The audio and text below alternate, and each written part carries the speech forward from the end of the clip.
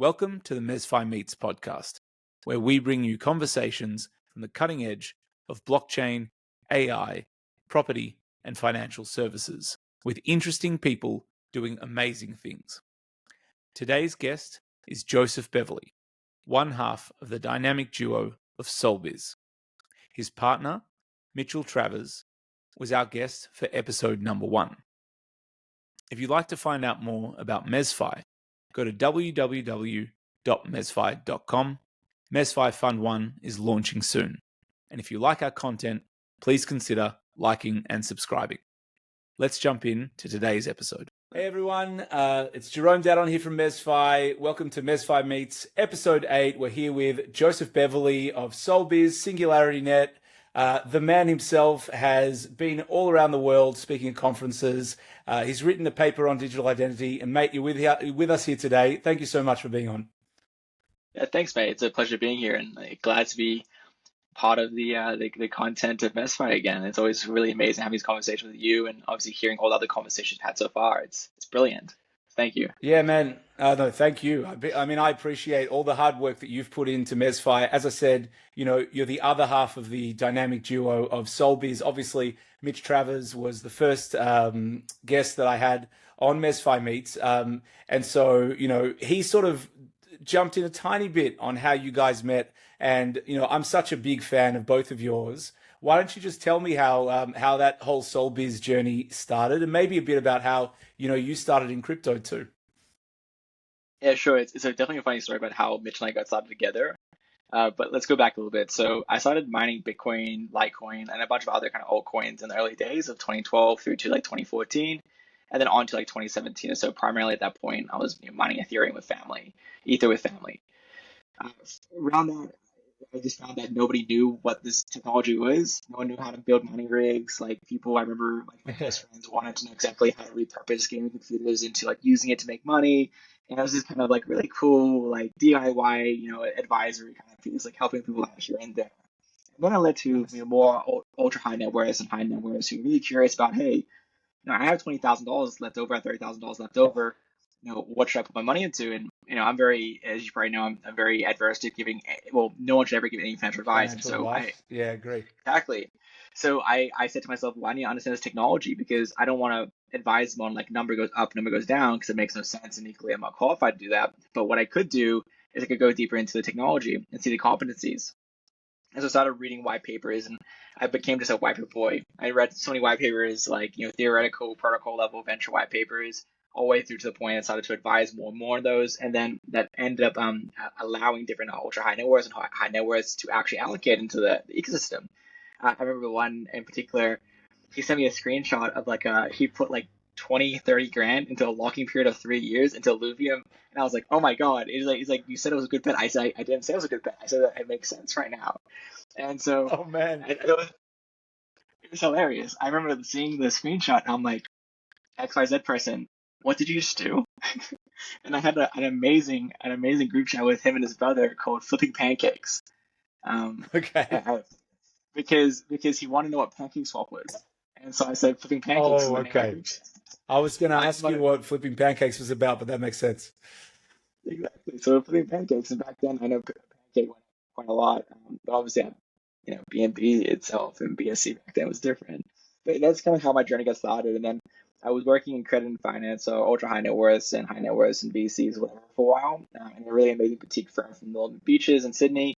And that led to me kind of wanting to feel really motivated to go make my first venture, which is NeoBills.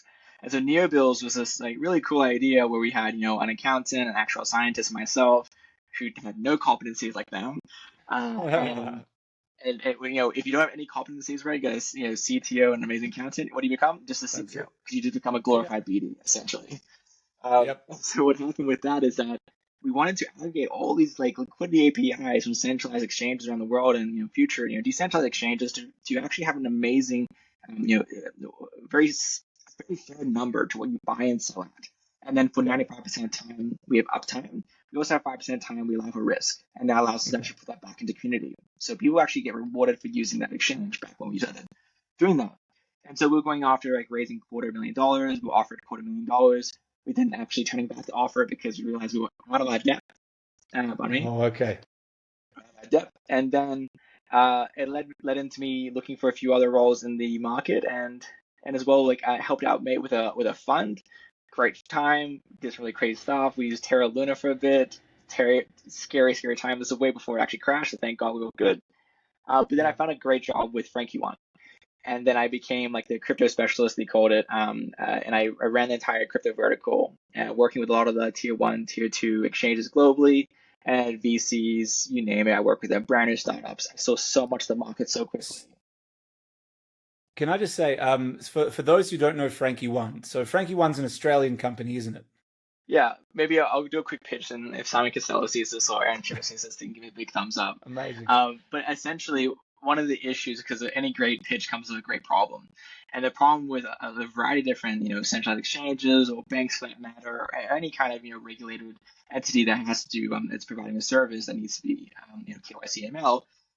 The issue is you have to connect to all these different data sources, right? Yeah. Address data sources, birthday, so on and so forth, current data sources. They have to get into business. They have to do, start reading trust documents, and it gets really complicated really quickly. And that's even before you get to like connecting the APIs in. For sure.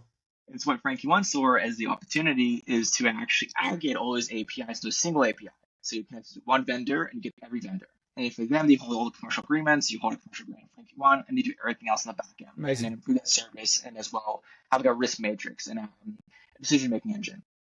And so as you can imagine, for crypto, what a huge idea! What an amazing idea! Yeah, so good. Because where it's first industry, digitally native, and it was an amazing product to be part of, and especially working with a lot of crypto companies. And so that's actually how I met Mitch, because Mitch and I, Mitch at that point was running Oz Merchant, which is one of the first B2B exchanges in Australia. And I kind of give myself a challenge, like any good job. I said to myself, I want every single exchange in Australia, every single one. I want every single exchange in Australia using Frankie One.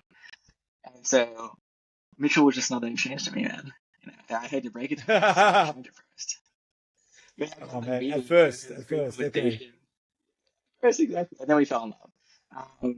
But no, so and then he gave me this deadpan look. I remember in the meeting, it's super deadpan look. And I still think I was like completely lost. And little did I know that the identity solution that he was using was actually a solution that he created himself with his previous company called Prime ID. So there was no chance, zero chance we got to do this. Exactly. Yeah. And he said to me, "You're not going to win it. Straight up, you're going to win it. But let's go for dinner." And we sat down for dinner in Harrison and near the Rocks. And we had an amazing dinner, and it was one of the first times in a long time. I actually felt like I met someone who was young, who actually cared about this industry, was value aligned, and it was so easy to connect with them. Because most of the industry, either I found people who are too young, who just don't really care their values, just want the money, and they hear about the people who are older, who are the same kind of token. But the ones that are young and really motivated and love the values and really decentralized people, it's a rarity. And so we hit off pretty quickly. And then we lost contact. I traveled Europe after I left Frankie One, closing a few big deals and taking a big pay. And then I came back realizing that, hey, I traveled, I spoke in Monaco, Paris, Stockholm, a bunch of different places on a range of different topics, like ECC. It was great. And for any Australians, I highly recommend, this is the trick. If you're Australian, you tell people you're Australian when you're traveling and there's a conference on, the church will give you a gig because they're like, holy crap, it came this far so fast. So let's just give you a gig. Oh, that's like that one. That's amazing. Yeah. Yeah, and so came back, we said like, hey, this makes sense to do something together. Like you're an independent consultant, I'm an independent consultant. We merged consultancies, which I just repurposed the NeoBills brand because I had the amazing entity set up. And then Solbis was created. And then from there, we just worked on a bunch of amazing clients, like everything from CBDC, we did some pseudo government work, did some forensic work, you name it. Like I think one of the issues of Solbis is that since we had so many different competencies to deliver on and very few competencies global that could actually do what we could do at such a level, allowed us to really do so much, like yourself, advisory. Sure. But we also did forensics. We also did CBC research papers, right? We also did like ad hoc research papers. We did white paper work, like we didn't really have a niche because, well, we wanted to find a niche, but we didn't fall into it because we just found that there was so much to do in the market. Yeah. And then ultimately, end of last year, we decided that it was best that we had a few kind of goals that we wanted to hit. I saw the opportunity in AI that came up. We had a great conversation around it. This after I was traveling like 2 or 3 times to to like Croatia and Dubai, and including myself to Vancouver to speak at University of British Columbia. And then coming back, I saw the opportunity in AI, and my one of my very dear friends, Alexei Blagarev, amazing backstory. People should look up him. He's a really cool guy. Um, talking about AI and blockchain. AI and blockchain, two buzzwords. Love to have that. And so soon enough, I joined the strategic initiatives office with the prime goal of getting us to top 20 tokens, which is an ambitious goal. And by the first 3 or 4 months of my team, we got us up to we went from as a token. I can't really actually mention. I should actually mention the token movements because I shouldn't mention that. So maybe we'll just skim over that a little bit. Maybe not, but essentially we did very well as a company. People can go look up everything themselves. And for ourselves, I work with tier 1, tier 2 decentralized protocols from DAOs, DeFi, and DEXs. On just how we work with AI now. Everything from chatbots, reputation economics, systems, and plenty in between. But that's kind of the full backstory, and I'm happy I got that. So I have to get the transcript for you and write that down somewhere by my bio. Absolutely, that's absolutely fine. And I mean, look, I probably haven't heard the origin story with Mitch quite that in depth. I mean, I've heard a bit from him and his thing about you definitely not getting the business from Frankie One. That's exactly what he said. So it all adds up, that's for sure. But you talked about the new gig that you've had. I mean, we can say what it is. It's Singularity Net, which is really exciting for you. And as you've said, you're bringing the same level of ambition and energy and enthusiasm to it. I mean, we all know that AI is a buzzword, right? And it's everywhere. Open AI, everything. So Singularity Net. So for those who don't know, is it a consultancy? Is it a platform? Like what exactly is it? And what do you guys do? And where are things going for you? Yeah, no, great question. And I think a lot of what is an AI product now is kind of getting lost in conversation. It's very hard to determine what is like a ChatGPT wrapper to actually like an innovative, model making AI company or consultancy. So 100%. So the background of SingularityNet is that it was started back in 2017 by an ICO by Dr. Ben Gersel, who is the actually founder of AGI. So the term AGI, look it up. It's quoted to be from him. And he's been researching AI in a range of different other disciplines. Like he's an absolute polymath. He's a polymath maximalist. He was like reading when he was 2 years old. His grandfather was a physicist. He's a brilliant brilliant person, and he was fascinated with this idea of creating benevolent artificial general intelligence. So artificial general intelligence, differing from AI being just the idea of artificial intelligence, creating AI that is either human thinking, human acting, or rationally thinking, or rationally acting.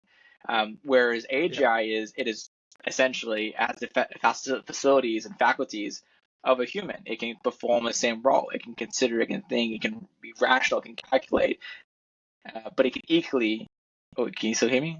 But it can equally go deeper down into, let's say, original new thought. Whereas, if you use ChatGPT, it's not really calculating, not really rational. It's kind of just predicting what's next. It's not even calculating like plus, whatever. It's just like, okay, this the next spot makes sense, right?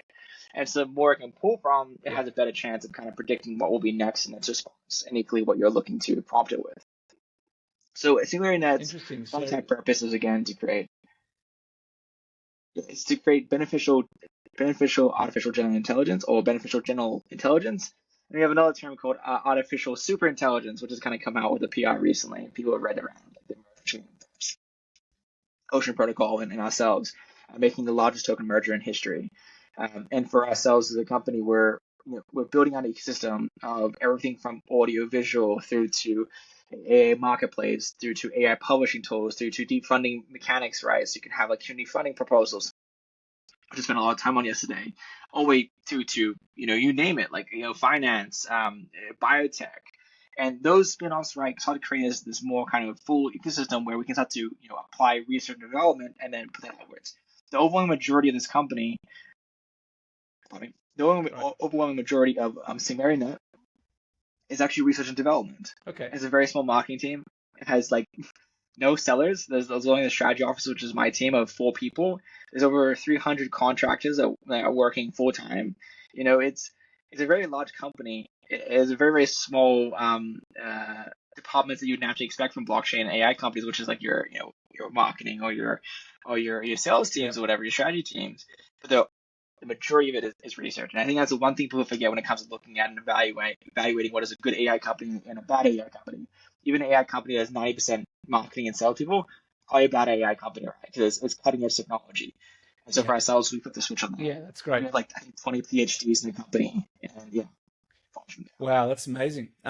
So okay, so I'm hearing, and correct me if I'm wrong, that SingularityNet creates its own AI products. It's not an open AI wrapper, anything like that. And it uses at its core and the principles are AGI rather than the LLM sort of AI models, where they're trying to get a more logical sort of targeted kind of response to the input. Is that kind of in the wheelhouse? Yeah, I think without getting too complicated, like yeah, you would say so. Like it does obviously use LLMs. Like we have a variety of different tools and products and technology we're building out. Yeah. The two it kind of does, even for ourselves internally, sometimes can get a little bit complicated because we realize the confluence and alignment between different technologies we create. Yeah. Like, one moment we're creating like a knowledge graph, right? A knowledge graph is essentially when you have your nodes and then you have your edges, which are like, imagine like a polka Yeah. dots, like on a whiteboard. And then the polka dots could be different identifiers, and then the edges are the lines that connect other polka dots. Okay. And you can imagine, like, let's say you're creating a travel product and you want to overlay weather data, insurance data, consumer preferences, and a bunch of other kind of data points, right? You can have to create these really composable graphs that actually allow you to make better, like better decisions and better filters as a consumer. Yeah. So that's amazing AI technology being worked on. We also have things like Hyperon. Hyperon is like our AI reasoning tool, which can be overlaid with like an LLM, Okay. and that can improve how an LLM works to reduce biases. Nice. And then as well, imagine if you have consented, human data, you filter that in, you could have something that is, biasless, it's human centric, and equally can improve an LLM itself. And then we have OpenCog. And the OpenCog is a really amazing initiative. And again, I'm probably not the best person to speak to all this technology because I'm learning as much as everyone else is probably with the blog posts, and we write a lot on the blog posts right now. So go follow us. Yeah. And OpenCog is about sentient AI. Like our area is not just like using wrappers. That's not really our shtick. Our Yeah. shtick is going for sentience. Like the race to AGI is a race that very few people get to see, and I'm privileged I get to see it right now. Like hearing more about what's in the market, even the push from NVIDIA and other kind of hardware proposals, how that's powering the future, even how it's going to be used here, all the way through to you name it, OpenAI, even with partners. It's insane, and so I feel that it is very difficult to create brand new. Well, it is very difficult to create brand new models, especially when it comes to very complex models. Yeah. But it is the future because that is the foundation of how we will go forward with new ventures. Ventures will not build new models every other day. It won't happen. But what you have is them replicating them, using it to create an application, similar to how we have seen with people realizing how hard Yeah. blockchain is. So creating a new blockchain is probably not a good idea. So what do you do instead? Let me just go build a dApp on top of a blockchain, as opposed to reinventing the wheel again and again and again and again, like in 2013. Exactly. Not to mention, I mean, we're talking, layer twos, but using the underlying technology and just forking out or building out on top of that. And then other blockchains that are just forks of other protocols and whatever, because you shouldn't reinvent the wheel. But so hopefully, I mean, SingularityNet, you guys sound like you're very much at the front of the curve. And so the race for sentience, I mean, look, let's not get too controversial here. But is that a good idea? Like, there's a lot of people who say it's not. I mean, like, what's going on? Essentially, like you can have your own opinion. You can go look at governments right now, and I look at a government approach is quite interesting. I would come down because Executive Order, 14, I always get mixed up, 110, which is from the U.S. government. The overwhelming majority of the executive order was around how to bring immigration policy and visa policy, so how to actually incentivize talent to go back to America to build on site. And then you have the Chips and Science Act of the U.S. to trying to funnel billions of dollars back of taxpayer money into building out more infrastructure for foundries and creating chipsets like locally. And if you kind of think about like governments are the most paranoid in the world, so if we kind of see where governments are moving quickly, it's probably where you can see their paranoia. And I think the paranoia of not sentience is not even just like, sentient AI, it's actually about who's developing it. And so I think, Yeah. by seeing what the US government's doing right now with, Executive Order, 14110, is that, there is a very, very significant need for not just how we what is developed, but it's how we are developing, right? Because it's very, very hard to quell the beast of a hungry AI that is data hungry, and it's self-replicating, and it was self-replicating. It's probably too late at that point. So you probably want to go back to the beginning. How it's being developed, who's developing, right? And I think it's amazing that Yeah. instead of the U.S. trying to like clamp down like they don't blockchain, blockchain being more of a security, sorry, blockchain not security, blockchain being more of a financial applications, right? It Yeah. made sense, right? Whereas this is more solo applications or really kind of plural applications. But I think AI, extending AI, a good idea. Well, I think that's how we train it. Like if we train an AI to be a bad person, it's a bad person. If we train it to be a good person, it's going to be better. Even now, I'm working on tools that are like deceptive AI, like AI for games. Like one cool project I'm working on now is how to make an AI that's going to be intentionally deceptive within a game. So imagine you playing like Mafia, if you know, like card game, or even like Yeah. poker, and it's like it's going to be talking in your ear saying, "Hey, do this, hey, do that," and you don't actually know who's being deceptive to train you. But you have to have limitations on that, and you have to make sure that it's not too smart, right? And it's going to be purpose based. But that's really more of like the kind of cool things. Why not have an extra Jerome around? I could do with an extra Jerome, like a little advisor Jerome, a little box. Like, hey, Joey, don't do that. Like, People don't need two of me, man. That's I'm all right. I think everyone's all right with one. maybe in the future you can step out for a beer and just leave your Jerome AI at home and There you go. There you go. My kids who won't know knows? the difference. It's an interesting point that you make. It's an interesting point that you make about governments being worried about who is developing it rather than putting the clamps on it. I mean, it's obviously not a parallel example, but I think, I immediately think of, Oppenheimer. I think of the A bomb. I think of, the Great Manhattan example. Project, of, the race for this. And obviously it's different because in that case you were talking about governments and government agencies and government programs, whereas this is very much private. And but I think that's partly a function of where we are at in society, where Elon Musk and SpaceX do 90% of the research and development for spacecraft engineering these days, and they Really, it's that launch ninety high. percent of the. Oh, it's that high. It's crazy. It's like, well, maybe not. Maybe not the R&D, but they've done like 80 to 90% They've got the of, and contracts. I'm gonna be like killed. Someone's gonna go, That's ridiculous. But I think it's something like that where they've done that many of the recent launches, and it's just we're in a world where the private companies have the talent. People want to make money, so that's where they're at. And look, let's be honest. I mean, we're not talking about A bombs here. Although, I mean, if it was A bombs, I mean, there are the weapons manufacturing companies who would be all over the next thing like that. So yeah, no, it's super interesting. I mean, and Singularity Net, it sounds like you guys have a cavalcade of stars of like the really really top level guys. So I mean, like who are the obviously OpenAI is there. Like Singularity Net, you guys are running. Who else is there that's like in this race to that sentience? I want to ask because there are so many, right? And they're all working at different scales. Like you got to consider the AI supply chain. So everything from electricity through to hardware, through to the chipsets of the hardware, through to the basic models, right? Through to the sorting out the matching algorithm, right? Like how to sort through what hardware is optimal for what what models, right? Like it's a hard one to say. Like there are some amazing ventures out there that I've seen recently that I'm a big fan of, right? And I can probably mention because I don't have any NDAs with them, thank God. Like Nosana, I think Yeah. Nosana is an amazing protocol.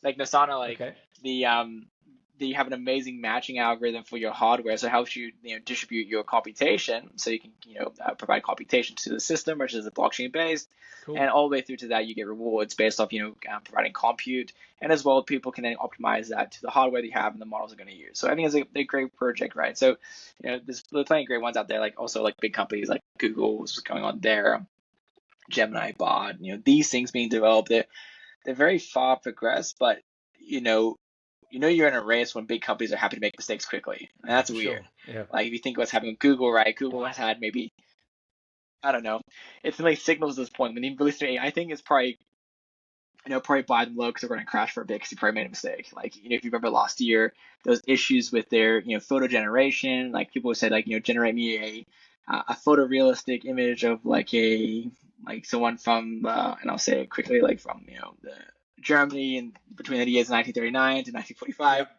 Terrible I time. remember. And then it generated a photo of an African American lady with the whole suit, Yeah. with the whole outfit. Yeah. Yeah. And I was like, whoa, what the hell is going on? And then as well, like returning wrong results. And then recently, like I saw something that was like they started feeding Reddit data into it.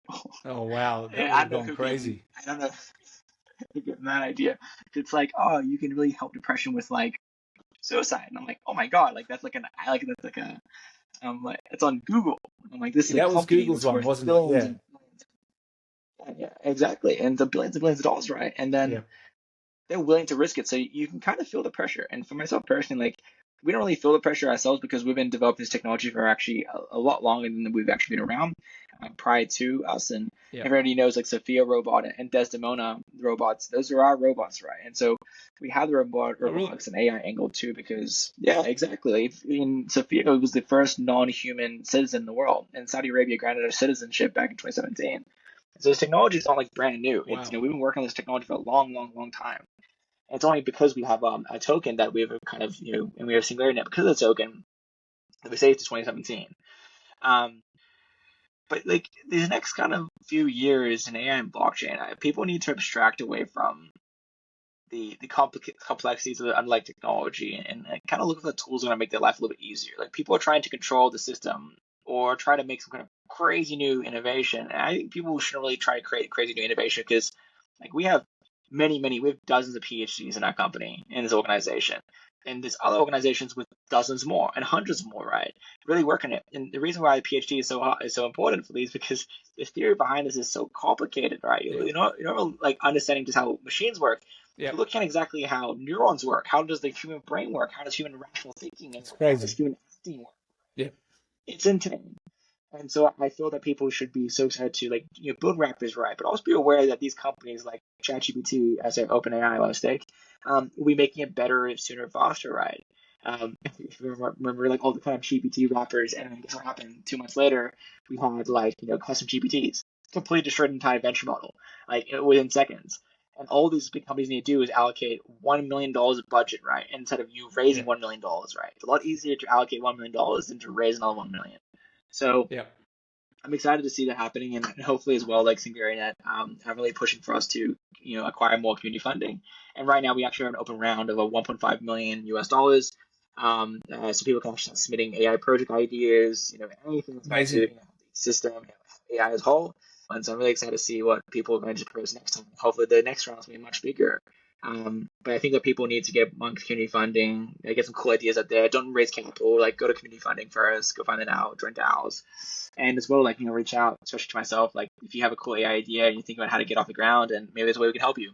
I don't know, but let's go find out. We're a very small team, so small capacity. So cool, man. So cool. I mean, that's definitely something that I think that people who are listening to the podcast would enjoy. I mean, we'll put in the description below a link to the place where you can actually read about it and also submit ideas because people have all sorts of people have ideas about this stuff, but they just don't know where to get started. So that's really cool. I'm really I'm excited about that. That's really cool.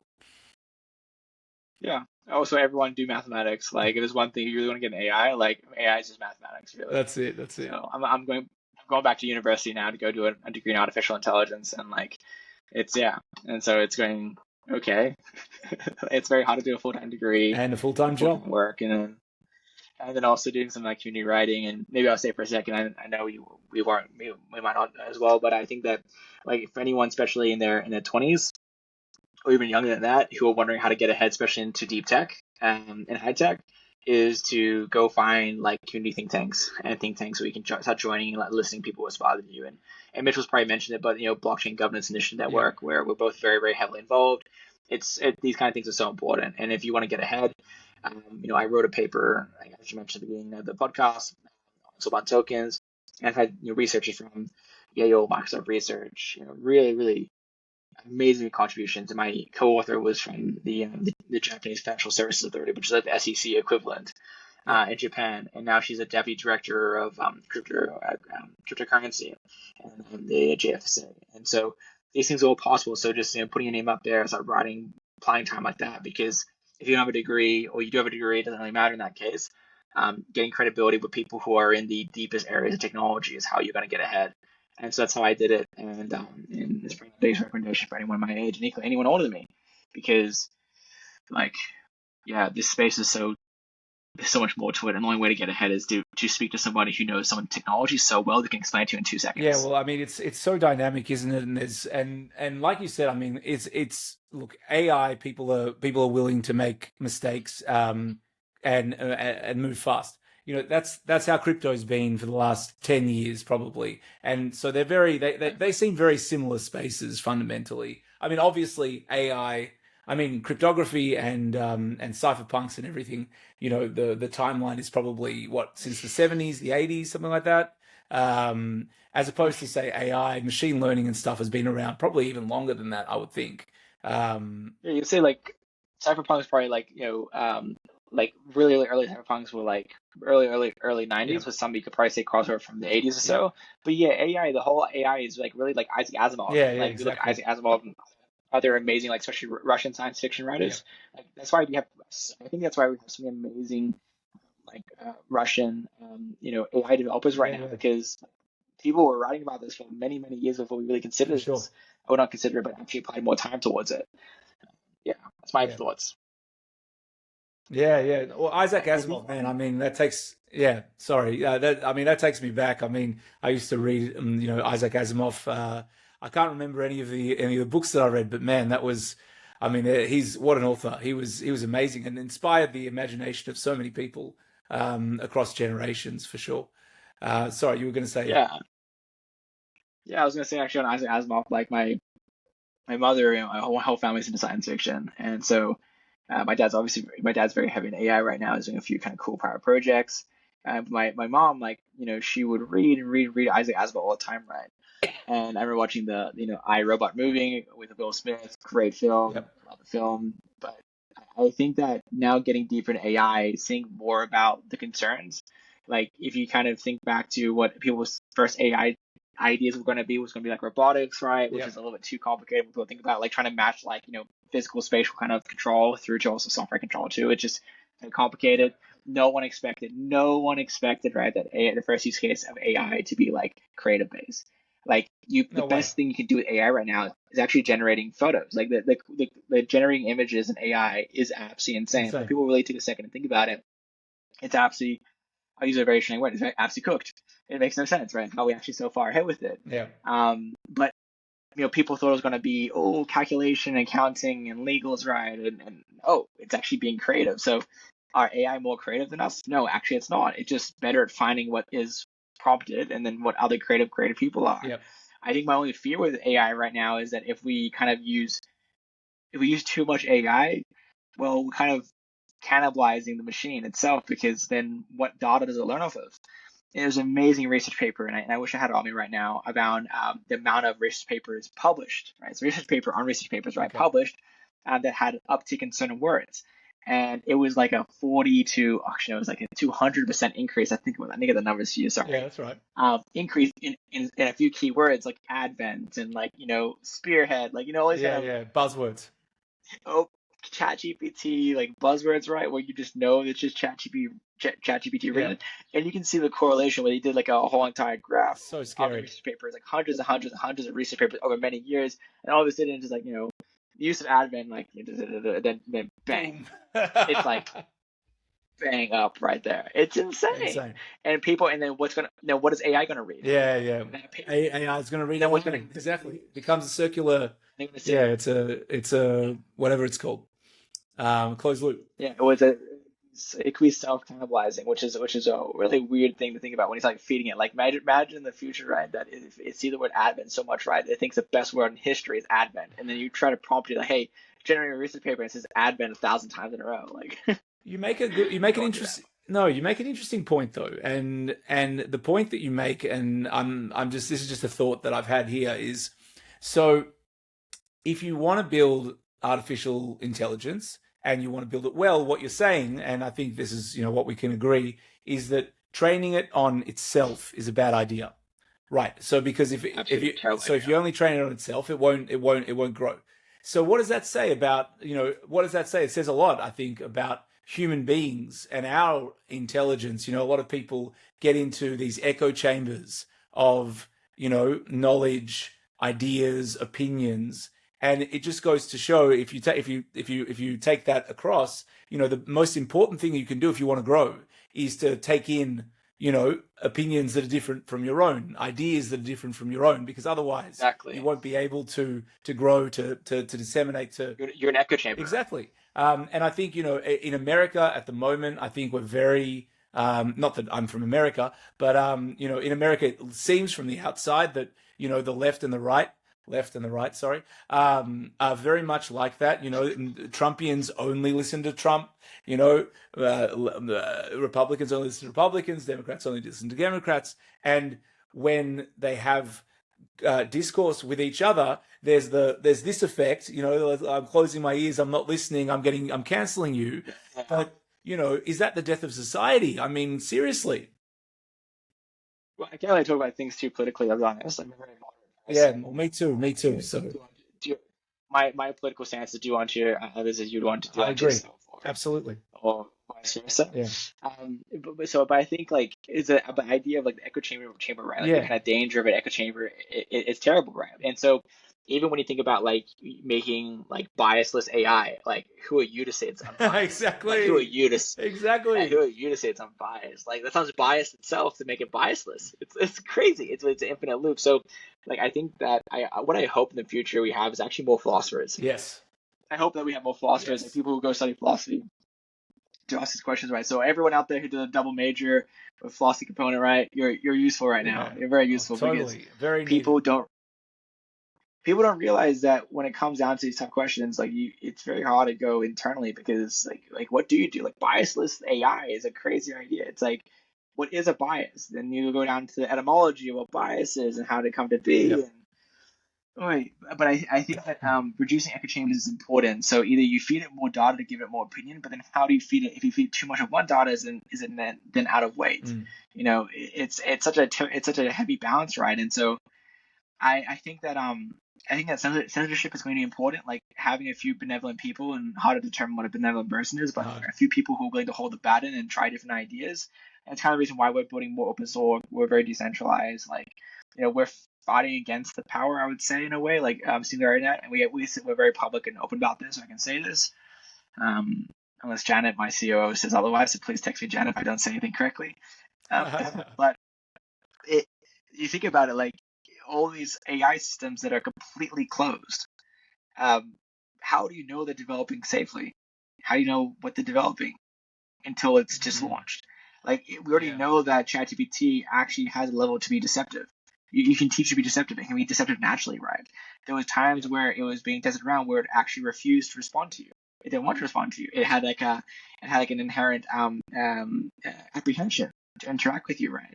And so it's a bit asinine for us to think that we're going to just all of a sudden create some kind of benevolent AGI because we worked really hard on it, right? And we did well, we passed out the back, right? It's all good.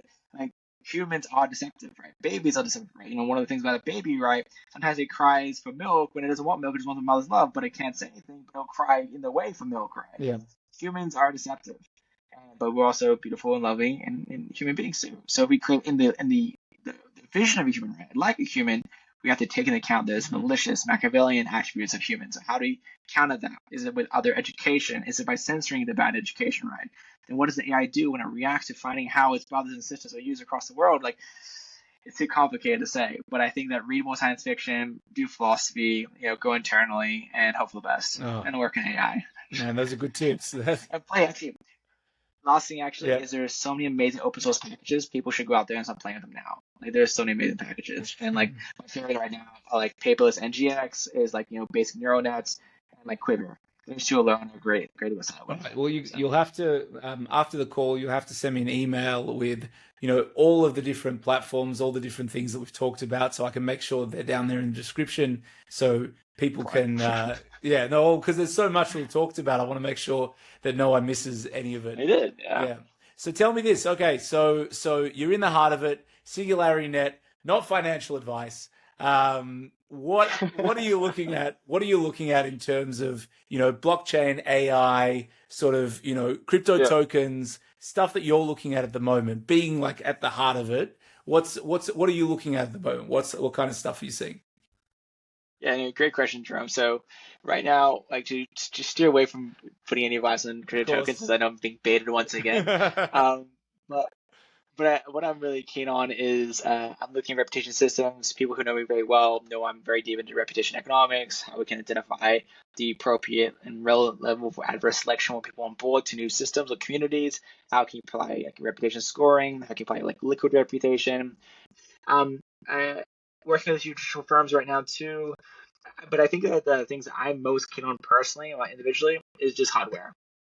Like people are so interested in AI and all the abstracted applications and use cases of what is just electricity. And electricity's abstraction is going to be in hardware and chipsets. And watching what NVIDIA is doing very, very closely, it's amazing. Yeah, wow. You cannot have AI without this.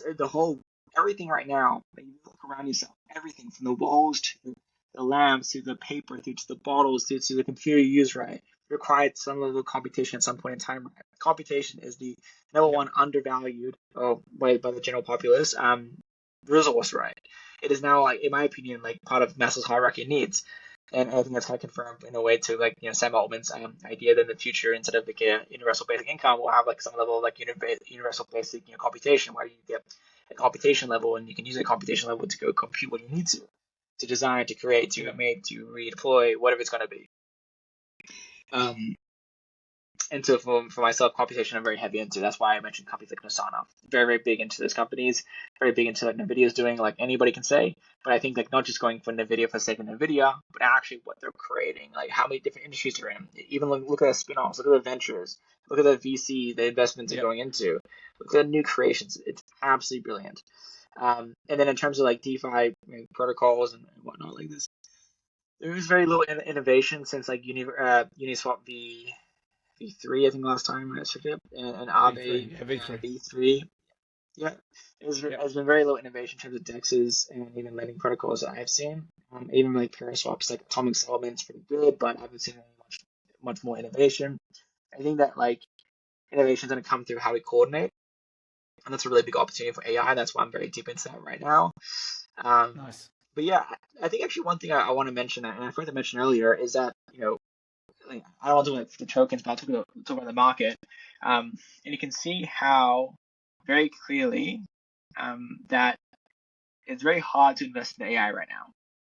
Right? That's not looking at crypto, but in general, let's say I say to you, tell me one stock or ETF or any kind of traditional security that you can invest into that is directly correlated with AI. Like the whole entire purpose of the company is AI. It's hard to say. Yeah, I couldn't really tell you.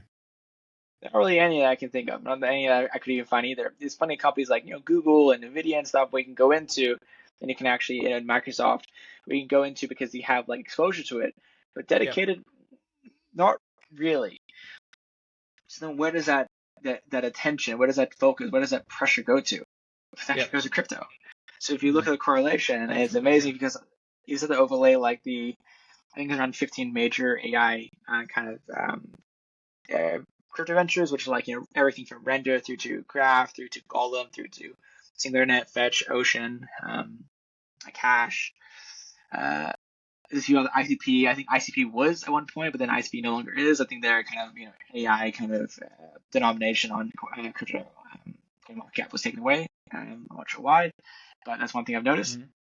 If you overlay the kind of all those AI tokens over with, let's say, the announcements and the movements and really the signals from the traditional market, it's pretty insane. And I won't tell anyone the answer. You can probably guess what the answer is going to be. Yeah. But people want to invest in AI, and they're having a hard time too. And so for one reason or another, blockchain and crypto ventures are receiving the overwhelming benefit of all that. And that's leading to us actually being able to, well, we're not, I won't say us, because I shouldn't make any comments, but Yeah. it's leading to many different AI companies in crypto to actually proliferate and to develop further out. So Yeah, amazing. That's I mean that's really insightful. I'm totally yeah, well I didn't realize I guess I hadn't really thought about it that there are not a lot of AI companies that are actually listed. So it's very natural for yeah, for people to invest in crypto you know related or sorry, AI related crypto I never currencies. said invest. Oh, I You said didn't that you say can that. see You the didn't say that. correlation. I'm saying that. I'm saying Okay, that. But it's natural for people to very do clear. so if they want to. If they If do you their want to, own financial financial if they yeah, don't do their own doing research, research. Yep, exactly all of the above. Look, Joey, it's been a wonderful conversation. I really appreciate you always. coming on. Before we go, give me Yep. three tips. Three tips. I'm doing this now. This is the thing. This is the way that I'm finishing Is the these gag. up. This is a gag, right? So three tips for anyone who wants to get into the AI and blockchain space because you've done a lot of work in both. What are your Yep. three tips? You've probably gone through it, but let's distill, you know, three tips for people who want to get into the AI and blockchain space. I'll do one at a time. I'll do three for AI, three for blockchain, and go Yeah, through go. that. So, three for AI. Going to do courses right now. Like, go find education, go learn it. Not only will you learn for yourself, but you'll meet people who are doing it. Research Yeah. as well. You'll have to read papers. The academic papers will be a lot easier to understand, so you can start to apply that knowledge and actually increase your skill set. Two is play with open source packages. There are so many out there right now. Like go to Hugging Face, go to a range of different like what's the word, like marketplace, AI marketplace. Like even this one called AImarketplace.co you can go to, and you can start to look at different types of tools, models, that Yeah. like learn the taxonomy behind AI. And then third and finally, right, I'd be looking for any AI job right now. Getting AI credentials is going to be really helpful, especially right now, because if you remember back in like 2017, 2018, people who were like working crypto back then more valued than people started working in 21, 2022, right? And Yeah. even more so people who started working in 2013 or even like in the down times like 2015, 2014, 2016. Yeah. And so we're kind of in that time period where everyone wants to work in AI, and I know that there is one AI company that has a shitload of jobs right now. Stop swearing. It's okay. Which is I think Scale AI, and I'm trying to make a very kosher podcast today. Okay, if you haven't realized, like obviously It's been good so people know I have far. the mouth of a sailor. I know. Yeah. I 5 minutes out, I failed just then.